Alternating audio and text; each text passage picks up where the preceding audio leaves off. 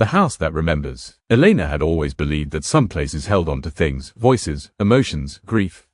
But she never imagined a house could remember her. 1. The letter. The envelope arrived on a grey Tuesday morning, slipped halfway under her apartment door. No return address. Thick paper, yellowed at the edges. Her name handwritten in a neat, antiquated script, Elena Marrow. To be delivered immediately. Inside was a single sheet. Your presence is required at the Marrow estate. The house has begun to speak again. Eleanor. Elena froze. She hadn't set foot in that house since she was 8, the night her parents died. They had told her the staircase collapsed. That no one was at fault. That children misremembered trauma, but she still remembered the sound that woke her that night, a long, mournful groan, as if the walls were straining to form words.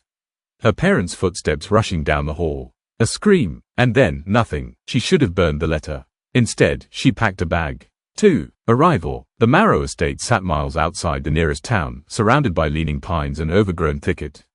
Fog hugged the grounds, thick enough to swallow sound. The caretaker, Eleanor, was waiting at the front door. She looked ancient, skin thin as parchment, eyes sharp as needles. You came, she said without smiling. You sent for me, Elena replied. No, the house did. I only followed its orders. Elena tried to laugh, but some part of her remembered the strange vibration of the walls the night her parents died. The way her bedroom door had pulsed like a heartbeat. Inside, the house smelled faintly of mildew and something metallic. The air felt heavy, like it was pushing back. You'll stay in your old room, Eleanor said. I don't remember it. You will. 3. The first night. Elena left the door ajar as she tried to sleep.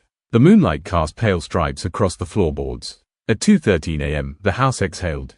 Wood strained. Pipes shuddered. The wallpaper rippled, just slightly, as if stirred by an underwater current. Then came a whisper through the vents, dry, rasping, layered. Elena. She bolted upright. Eleanor, she called. But the whisper came again, this time behind her, from the wall itself. Come down. Her feet moved before her mind could stop them. The mansion hallways were unfamiliar yet somehow intimate, like walking through a dream she'd had 1,000 times.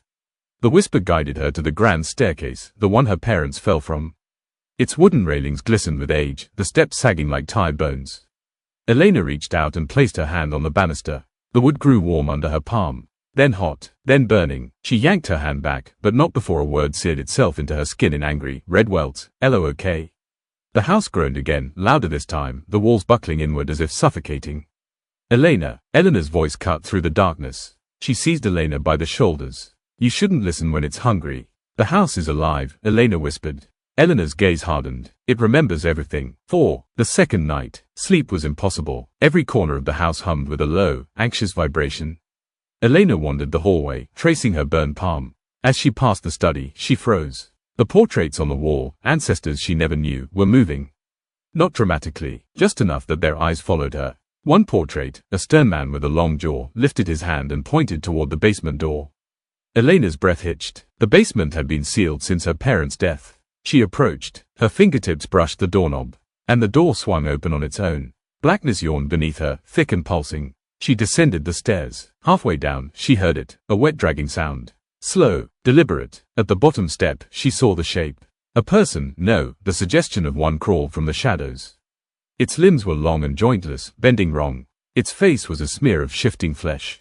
But its voice was unmistakable. Ellie, her father used to call her that. Elena stumbled backward. No, you're not. Say, it moaned, stretching a hand toward her, fingers splitting like roots searching for soil. Stay with us. A sudden burst of white light blinded her. Eleanor stood behind her wielding an old lantern, its flame glowing unnaturally bright. Back, the caretaker snapped. The thing shrieked and shriveled into the darkness. Eleanor slammed the basement door shut. What is that? Elena choked out. Eleanor hesitated. Your parents never left this house. 5. The truth. Eleanor made tea. The kettle whistled like a wounded animal. They didn't fall, she said quietly. The house absorbed them. Elena stared. This estate was built on a foundation that lives. It feeds on grief, memory, and, occasionally, flesh. Your family line is tied to it. You are the last. Elena trembled. Why bring me back? The house has been restless. It wants you to join your parents. It wants to be whole. Elena's throat tightened. And you? Why help me? Eleanor's gaze softened for the first time. I took an oath to protect the heirs. Not to protect the house. Something shifted in the hallway. Footsteps, many of them, scraped across the wood. They're coming, Eleanor whispered. 6. The final night. The house went silent. Too silent. Elena followed Eleanor to the grand hall, where the portraits had stepped out of their frames. They stood like sentries, mouths agape, eyes hollow, skin like stretched parchment. Her parents' faces formed from the shifting crowd. Elena, they crooned in harmony. Come home. The walls convulsed, then parted like a giant mouth opening. Inside was darkness, breathing darkness. Eleanor thrust the lantern into Elena's hands. This is the only thing the house fears. Go to the heart. Burn it. What about you? Elena asked. Eleanor looked toward the writhing hallway. I'll hold them off. Elena ran. 7. The heart of the house. She followed the corridor as it twisted unnaturally, shrinking and stretching like a throat swallowing. At the end was a door beating like a pulse. The knob was slick with something warm. Inside, the heart throbbed, a mass of roots, wood, and flesh fused together, tangled with bones that pulsed faintly with life. Her parents' voices echoed behind her. Stay with us, stay. Elena lifted the lantern. The heart screamed. Roots whipped at her, claws tearing into her legs. The floor buckled. The house began to collapse inward. She smashed the lantern against the heart. Light exploded. Fire tore through the room in a white, cleansing wave. The last thing she heard was the house screaming her name. 8. The morning after, Elena awoke in the clearing where the mansion once stood. Everything was ash. Eleanor lay beside her, breathing shallowly. You did it, the caretaker whispered. Elena looked at the ruins. Is it gone? Eleanor hesitated. The wind shifted, and beneath the ashes, Elena heard a faint, familiar whisper, Elena. The ground trembled. Eleanor grasped her hand tightly. No, she said. It remembers.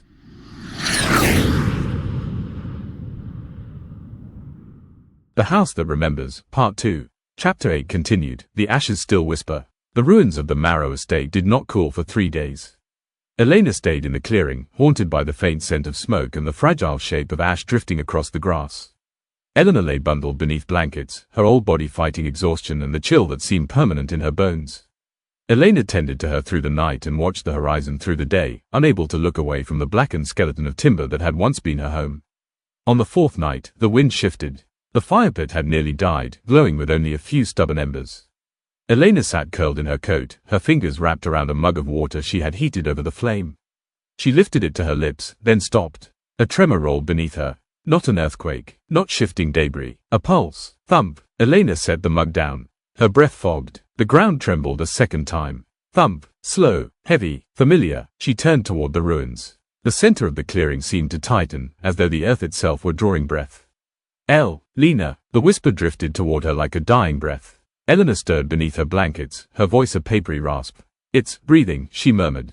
The house, it's still breathing. Then, from the heart of the wreckage, a small giggle, soft and unmistakably childlike, rose through the settling dust. Elena staggered back from the sound. Her blood went cold. They were not alone. Chapter 9. The Lantern in the Ashes. Eleanor awoke with the dawn. Despite her frailty, her eyes had gained a strange, sharp clarity. Elena, she said, gripping her sleeve with skeletal fingers, the lantern. The one you shattered. Show it to me. There's nothing left, Elena insisted. It blew apart. I saw it. You think these relics break? Eleanor snapped. They were forged long before your great-grandparents drew breath. Elena huffed, dragged her boots on, and walked toward the ruins. The air was sharper this morning, thick with the smell of extinguished fire and something metallic beneath it. Something thudded softly under her shoe. She crouched. Her breath caught. The lantern rested on a beam of charred wood. Blackened, bent in places, yet whole. The metal gleamed dully beneath soot-streaked morning light. As she stared, a faint ember sparked to life deep within its glass chamber. She felt it before she heard it. A whisper seeping from the lantern's rusted seams, "Come back inside." Elena jerked away, stumbling over burnt timber. The lantern brightened, its ember pulsing like a heartbeat. Shadows spilled outward, stretching across the ground like fingers hungry to grasp her ankles. Open the door, the lantern hissed. There is no door, Elena whispered, stepping back. But the shadows converged, swirling, overlapping, arranging themselves into a shape. A tall, rectangular frame. The outline of a doorway, thin, trembling, impossibly dark at its center. It pulsed once, and the clearing seemed to tilt toward it. Eleanor hobbled to Elena's side, her breath ragged. The house is rebuilding, she said. Piece by piece, memory by memory. Elena swallowed. And it wants me inside. Chapter 10. The Founder. Fog rolled in before dusk. Not the usual mountain mist, this was denser, yellow-tinted, and disturbingly warm. Elena felt sweat bead on her neck despite the cold. She held a flashlight, but its beam barely penetrated the haze. A figure stood at the edge of the clearing. A man, tall, straight-backed. His clothes hung on him like a portrait brought to life, an old-fashioned coat, gloves of thin leather, boots polished despite the mud. At first, Elena thought he was a lost hiker. But then he stepped closer, and his face flickered. literally flickered like candlelight behind damp parchment. Elena Marrow, he said. His voice resonated through the fog, deep and unnervingly calm. You have stirred foundations older than your line. Her stomach sank. Who are you? He removed his glove with deliberate slowness. The hand beneath wasn't flesh. It shifted like smoke. I am Bartholomew Marrow, he said. Father of the estate, first blood to bind the house. Elena stiffened. You're dead. Bartholomew bowed his head with exaggerated politeness. All things returned to their foundation. Eleanor limped between him, shielding Elena with her fragile body. Stay back, she growled through clenched teeth. You lost your right. You lost everything. Bartholomew's face stretched into what might have been a smile, too wide, too sharp. And here I thought you'd grown too old to interfere, Eleanor. His gaze slid to Elena. The house is incomplete. Its heart was broken. You broke it. And now, little heir. He extended a hand. You will mend it. Elena stepped back instinctively. The fog thickened around Bartholomew, curling upward like smoke from a pyre. The founder watched her with burning, hollow eyes. You cannot outrun inheritance, he whispered. Not when the house whispers your name. Chapter 11. The Quiet Room. Sleep became impossible. Elena spread Eleanor's faded map of the estate across a fallen log, tracing what remained of the rooms. The kitchen, the library, her old bedroom. Then she saw it, a notation in Eleanor's trembling handwriting, the quiet room buried beneath. Only the blood can open it. Elena felt the air tighten around her. Beneath the foundations, she murmured. At first light, she returned to the ruins. Her boots crunched over brittle ash and collapsed beams until a dull sound echoed beneath her step. Hollow, she knelt and swept aside debris until her fingers brushed cold iron. A trapdoor, blackened, unbroken. Her pulse quickened. The hinges groaned as she lifted it. A narrow staircase spiraled down into a void of darkness so thick it felt alive. Elena, Eleanor called weakly from the clearing. Don't go alone. But Elena had already descended 5 steps. The air grew colder with each footfall. The walls here were stone, not the wood of the old house, and they pulsed with slow, almost labored breaths. At the bottom sat a wooden chair. Simple, clean, untouched by fire, and sitting in it, Elena, a soft, familiar voice. I'm so glad you came. Her mother, not skeletal and distorted like the thing she remembered from the basement. Not monstrous. She looked human, tired, pale, eyes glassy with sorrow, but human. Mom, Elena whispered, her voice cracking. Her mother offered a small, trembling smile. Elena, my sweet girl, you've grown. Tears blurred Elena's vision as she took a faltering step forward. How are you? Her mother's smile faded. Her gaze darted to the ceiling, as if she feared something listening. Elena, you shouldn't be here. Her voice trembled. Her jaw twitched. Then, her eyes flared, bright as embers. Her spine snapped straight. Her mouth twisted unnaturally, opening just wider than a human jaw should allow. A new voice burst from her like a roar. You cannot escape blood. The lights died. The room plunged into thick, suffocating dark. Elena ran for the stairs, scrambling upward, but the trapdoor slammed shut above her head with a violent crack. The darkness pressed closer. Something cold touched her shoulder, and a new whisper, deep and resonant, filled the room. Welcome back, child. Chapter 12. The House Reborn. Above ground, Eleanor dragged herself toward the ruins. She felt it before she saw it. The air began to hum, low, vibrating, like the first note of some terrible hymn. Ash swirled around the ruins, rising in spirals. Beams lifted themselves. Walls knit together from soot and shadow. Windows blinked open, eyes forming in a skull of timber. The house rebuilt itself, growing not from wood and iron, but from memory and bone and longing. Eleanor collapsed to her knees. No, not again. The Marrow estate rose taller, stronger, darker. A new front door materialized at its center, carved from ash, bone, and the remnants of every voice it had ever swallowed. Behind that door, Elena screamed. The house shuddered in pleasure, and then it breathed.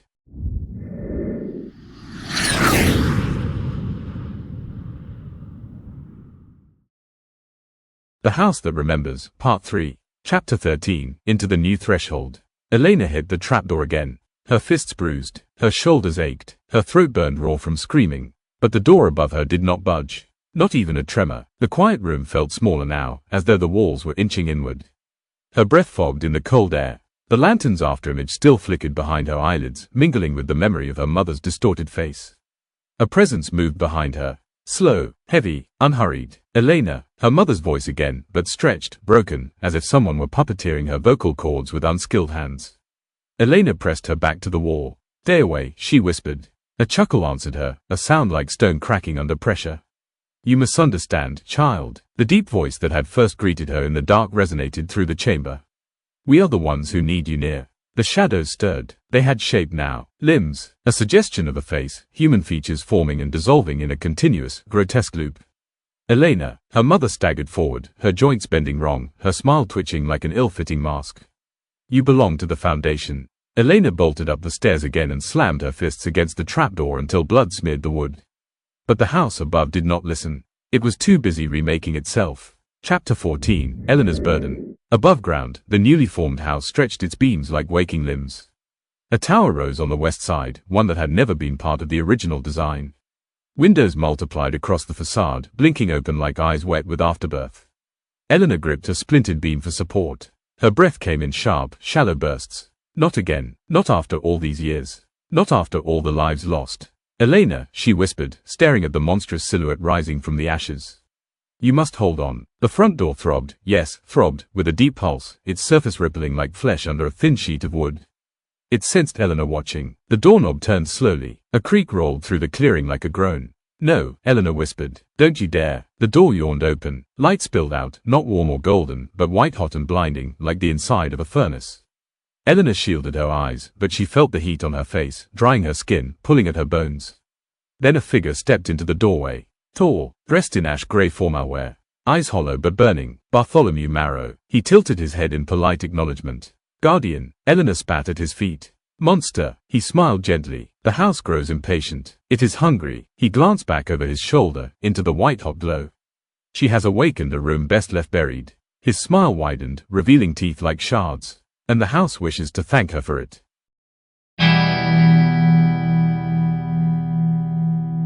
Chapter 15, Trapped Beneath. The trapdoor shuddered suddenly. Elena froze. A faint rattling came from the other side, a scratching sound, as though someone were dragging long nails across the wood. Then, Elena, Eleanor's voice. Elena, move aside. Elena flattened herself against the wall, trembling as the trapdoor vibrated under a furious pounding. A hairline crack formed at its edge. And then it splintered completely. Cold, blessed daylight spilled into the quiet room as the door broke open. Eleanor's thin face appeared above, strained and pale. Elena, take my hand. Elena reached up, and something else grabbed her ankle. No. Elena's scream tore from her throat as she kicked violently. A hand, if it could be called a hand, clung to her. It was her mother's, or what remained of her. Skin grey, stretched thin. Fingers too long, joints bending backward. The creature pulled. Elena. Eleanor lunged down the steps, gripping Elena's wrists. Fight it. The creature's face came into view, Elena's mother's eyes burning with desperate, unnatural hunger. Elena, her mother whispered, don't leave me. Don't leave us. Elena's heart cracked, but she screamed through her tears. You're not my mother. With a surge of strength she didn't know she had, she ripped her leg free just as the creature lunged again, jaws open too wide. Eleanor dragged her upward. The trapdoor slammed shut behind him of its own accord. Elena collapsed on the ground above, gasping, sobbing. Eleanor knelt beside her, shaking. I'm so sorry, the old woman whispered. I should never have let you near that room. Elena wiped her tears with trembling fingers. What is happening to her? She asked. What did the house do to my parents? Eleanor's face tightened as the rebuilt house loomed behind her like a living shadow.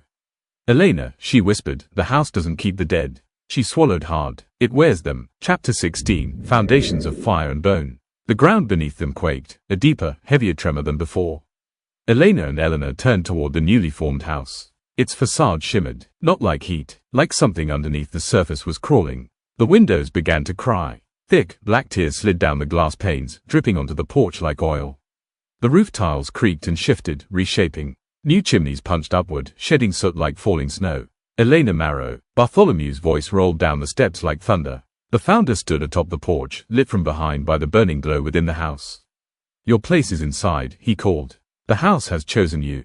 Elena rose to her feet, fists clenched. Why me? Why always me? She shouted. Her voice cracked but did not break. Bartholomew descended the steps with a slow, regal grace. Because you listen, he whispered. Because you remember. Because your blood sings to the walls. His eyes flared with malicious warmth. And because the house wants to build again, and it requires its heir. Elena stepped back. The house inhaled. The trees bent inward, and the door swung open wide. Inside, something breathed her name. Elena. Eleanor pushed her behind herself. You'll have to go through me. Her voice was small but fierce. Bartholomew smiled without joy. I intend to. The house exhaled, and the clearing plunged into darkness.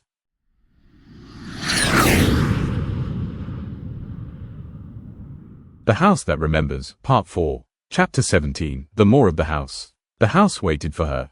Elena could feel its breath, slow, rumbling, ancient, rolling out of its doorway in warm gusts that smelled of ash and old secrets. The windows glowed with an ember light that pulsed in a steady rhythm. A heartbeat, her heartbeat. Elena, Eleanor whispered, clutching her sleeve. Once you step inside, it will close behind you. There will be no turning back. Elena swallowed. Her throat felt raw, scraped open by everything she'd screamed and lost. I know. Eleanor's eyes glistened. Child, I should have burned this place decades ago. Elena touched her hand gently. We both know the house wouldn't have let you. A gust rattled the front porch. The house sighed, wood bowing inward like lungs. Elena Marrow, Bartholomew's voice echoed from the doorway. Come home. Elena stepped forward. The porch boards creaked beneath her boots. The moment she crossed the threshold, the door slammed shut behind her. Eleanor's cry was cut off by the sound of the lock turning. She was alone. The hallway stretched before her, longer than it had any right to be. Walls bent inward and outward like the ribs of a living creature, groaning with each subtle movement. Portraits lined the corridor, their painted eyes tracking her every step. Elena, her mother's voice drifted from the left. Elena, her father's voice from the right. Elena, a chorus from the walls. The house knew her name. It had never forgotten. She tightened her grip on the lantern. Then let's finish this. Chapter 18, where all voices gather. The house led her to the grand hall. But the grand hall was gone. In its place stretched an endless cavern of interwoven roots, beams, cartilage-like arches, and glowing red veins. The floor was warm beneath her feet, pulsing faintly. At the center of the space wreathed a towering pillar of flesh, bone, and timber, twisting upward in a slow, sickening spiral. The heart of the house. It beat like war drums inside her ribs. Bartholomew materialized beside it, his form half smoke, half memory, flickering like an old film strip. Elena, he said with gentle disappointment, you've made this hard on yourself. My parents, Elena rasped. I want them back. Bartholomew smiled softly. You misunderstand. The pillar shifted. Two faces pushed through its surface, half-formed, their features blurred like melting wax. Her mother, her father. Elena, her mother gasped. Let us go. Elena, please, her father begged, his mouth trembling. Elena felt her heart crack open. You promised them peace, Bartholomew said, stepping closer. Let the house have you. In exchange, it will release them. She stared at her parents, tormented, half swallowed by the house, begging for mercy. Or, Bartholomew continued, voice deepening, you can resist. And they will be trapped here forever. Elena lifted the lantern. Tears streamed down her cheeks. No, she whispered. Not this time. Chapter 19, The Breaking of the House. Bartholomew's eyes widened. Elena, don't you dare. Too late. Elena hurled the lantern into the pillar. The flame detonated in a white starburst. The entire chamber convulsed. The pillar screamed, a sound neither human nor house, but something ancient and starving. Fire raced along its veins, lighting the cavern in bright, trembling light. Elena staggered backward as tendrils shot out from the burning heart, seeking anything to grasp. The house shrieked. Walls bent inward. Beams splintered. The portraits upstairs wailed in agony, their painted faces melting. Bartholomew lunged toward her, half dissolving in the fire. Foolish girl, he roared. If the house dies, you die with it. Elena screamed back, then let it end with me. The floor cracked open. Red light seared through the fissures. Her parents' faces, still trapped in the burning pillar, reached toward her with desperate longing. Elena, her mother whispered, voice softening. Thank you for setting us free, her father breathed. And then their faces dissolved into ash. Elena fell to her knees, sobbing as the house collapsed around her. Everything, every whisper, every memory, every scream, crumbled into fire.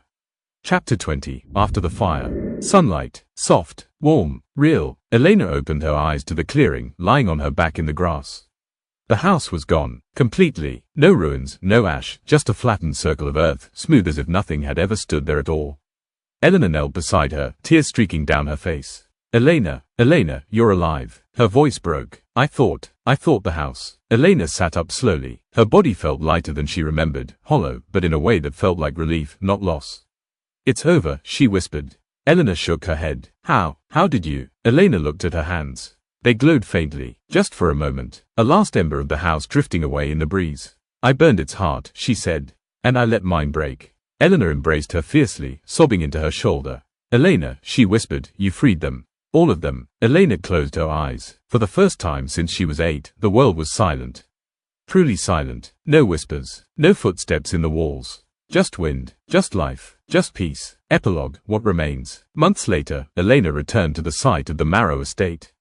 Grass had grown over everything. Wildflowers swayed where the front porch once stood. Birds nested in the branches above. But sometimes, just sometimes, as she stood in the clearing, she could feel a faint shift in the earth beneath her feet.